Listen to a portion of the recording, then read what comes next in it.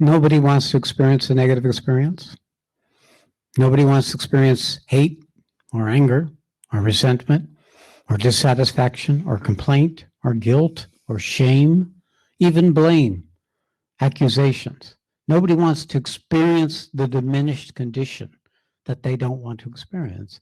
So these are all hiding out in not with those words, but as a reservoir of energy that has been unexpressed, that is stored in your body, it's stored in your emotional body, in your mental body, or your physical body. That literally will come up and be a familiar, recognizable, familiar mood, feeling, thought structure, story, reaction pattern. The key here is to remember your purpose. To remember that whatever is showing up in this room is not the same old, same old. It is actually, we'll speak of this, not something that's happening outside of you. It's actually happening within you, which would have you be inclined to think it's something outside of you. For example, you may have a trauma of suffocation that happened to you very young. It may be that you're constantly struggling to be free of any confining situation because you don't know how to be with suffocation. And yet, in this room, the temperature may rise. You may get uncomfortable. You may feel like you can't breathe. And you'll be noticing, you'll be assigning those things to the reason you're experiencing suffocation. But in fact, it's arising within you, and it's finding its source outside of itself. But in fact, the source is it's pushing up of these avoided experiences, showing themselves. Being present, being alert to this arising in you is your opportunity for this program. It is asking of you to be more attentive to what may arise within you than you would normally be in the course of your life, so that you can be there present for when these avoided experiences start showing themselves. When you can be present, you can begin to reclaim the power that has been locked up and knotted up into these avoided experiences. And that when they come, there is this sense of relief, sense of expansion, sense of freedom. Those are evidences that you've just met that particular quantum, that particular chunk, that particular bite of the elephant. You know the analogy, an elephant in the room?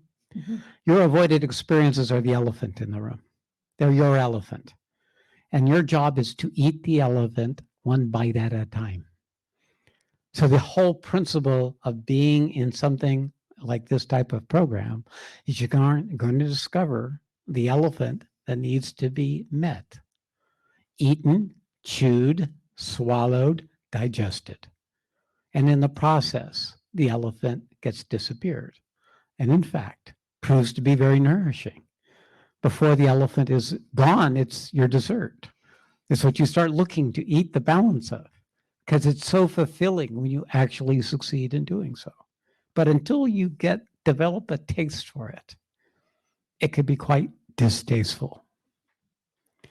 That's what avoided experiences mean. They don't mean something nice and neat like avoided experiences. They're these awful things that rise up that are greasy and leathery and gray and undigestible and unattractive and difficult to chew, swallow, or digest. Okay, welcome to my world. But this isn't therapy. This is actually a complete different quality of meeting these things. This isn't a psychological process, although there may be some psychological processes associated with it that can be useful. The idea of being able to stay present with what's arising is really the most important tool. The energy that is going to come into the room will do everything else. Your commitment and the purpose that you've been living, that you're able to bring to this room, will do everything else. Your intent will do everything else. You don't have to have your mind and make the decision like, now I'm going to eat this elephant.